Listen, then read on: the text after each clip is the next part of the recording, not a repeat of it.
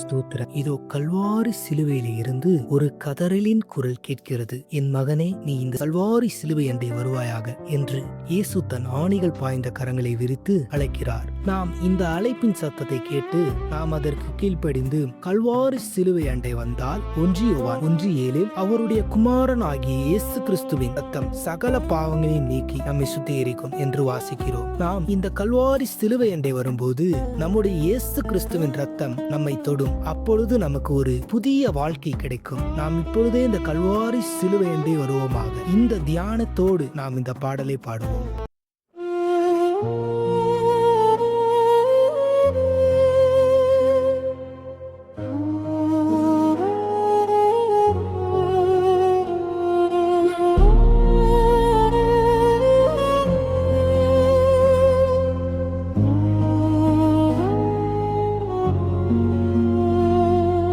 கல்வாரி சிலுவையண்டை வருவாய என் மகனே, கல்வாரி சிலுவையண்டை வருவாய என் மகனே, உனக்காகவே நான் பாடுகள் பட்டேன், உனக்காகவே நான் பாடுகள் பட்டேன், என் கால் கரங்களில் ஆணிகளால் துளைக்கப்பட்டேன், என் கால் கரங்களில் ஆணிகளால் துளைக்கப்பட்டேன்.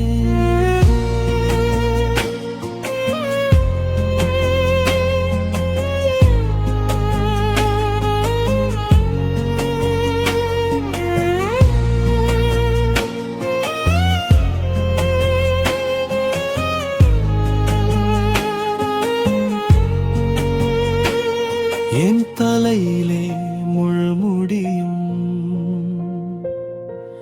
சூட்டி மகிழ்ந்தனரே, என் தலையிலே முள்முடியும் சூட்டி மகிழ்ந்தனரே, என்னை யூதரின் ராஜா என்று கேலி செய்தனரே, என்னை யூதரின் ராஜா என்று கேலி செய்தனரே, இத்தனை அவமானமும் உனக்காக நான் சகித்தேன், இத்தனை அவமானமும் உனக்காக நான் சகித்தேன்.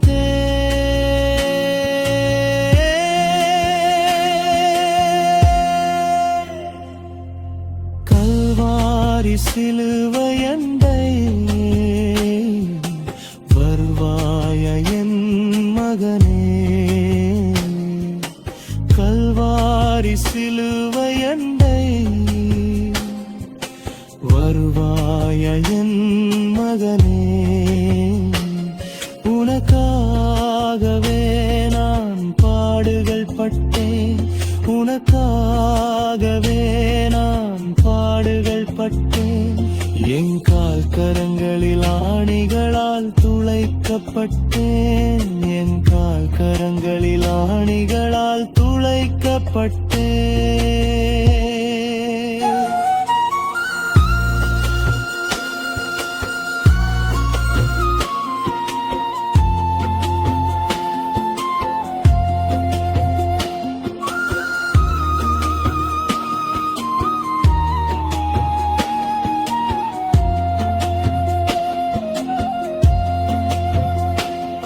என் முதுகில் வாரினாலே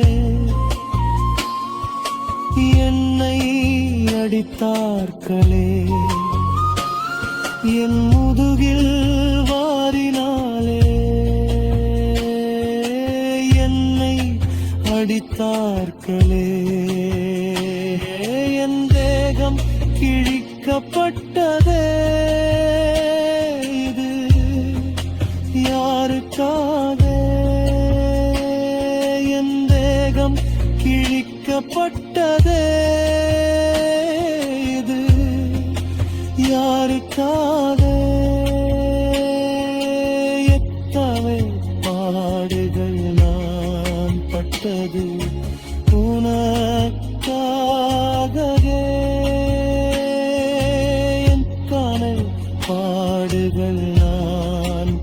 துளைக்கப்பட்டது உனக்காகவே.